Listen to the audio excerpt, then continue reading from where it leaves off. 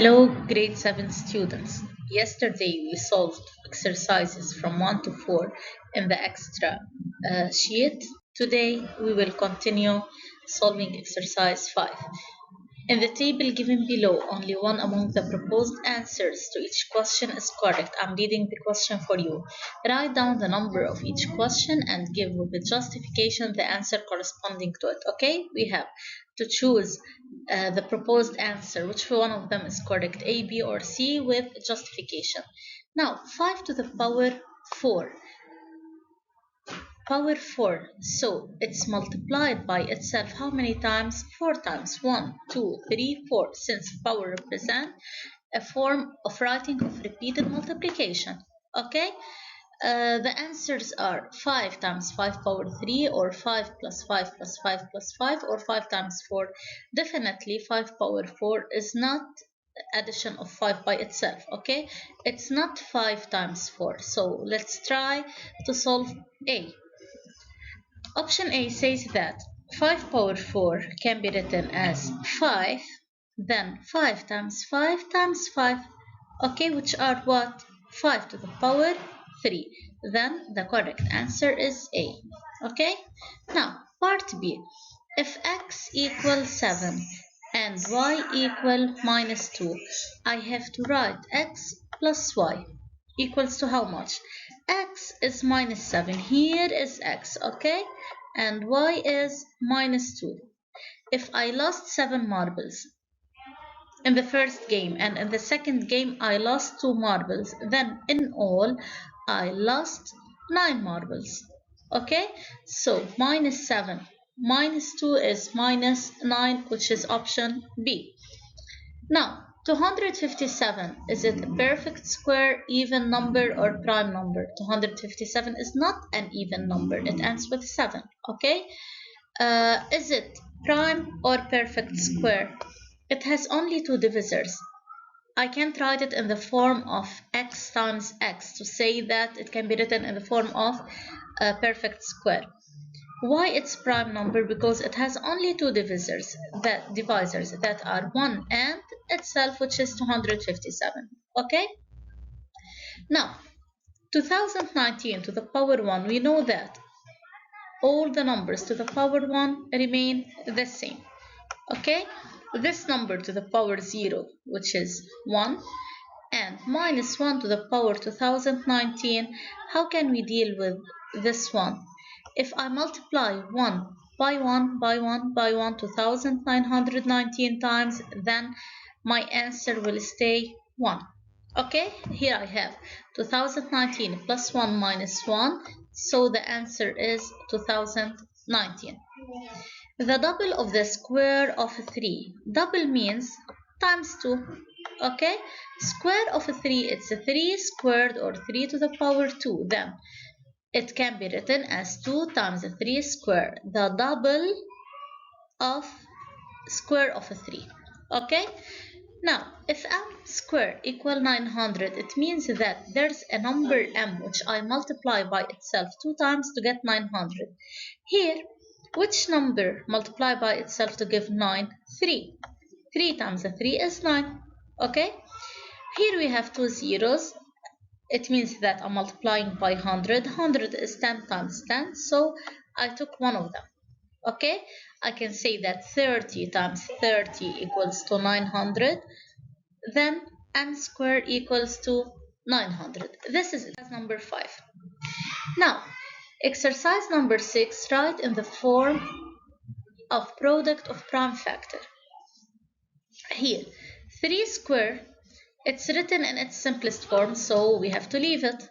Now, 7 times 3 all to the power 3. This means that this power should be distributed among all the factors inside the parentheses. Okay, so it can be written 7 power 3 times 3 power 3. Here they are. Times 7 to the power 4. 7 is a prime number. It can be written directly the same. Now, when we are multiplying the same bases, I have to add the powers through. So 3 power 2 times 3 power 3 is, let's add the power 2 plus 3, 5. So it's a 3 to the power 5, okay? 7 power 3 times 7 power 4. Again, here I'm applying the rule a power m times a to the power n. Okay, so the same base, we have multiplication. The answer is a to the power m plus n. Okay, now next one.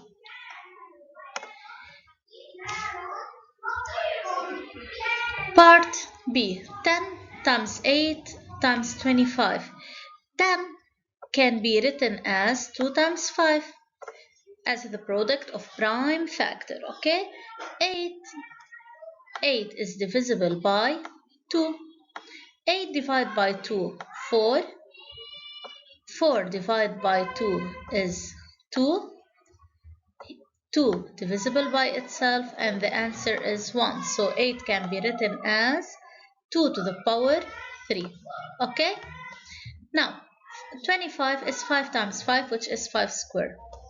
2 times 2 to the power 3 is 2 to the power 4. 5 times 5 squared is 5 to the power cube.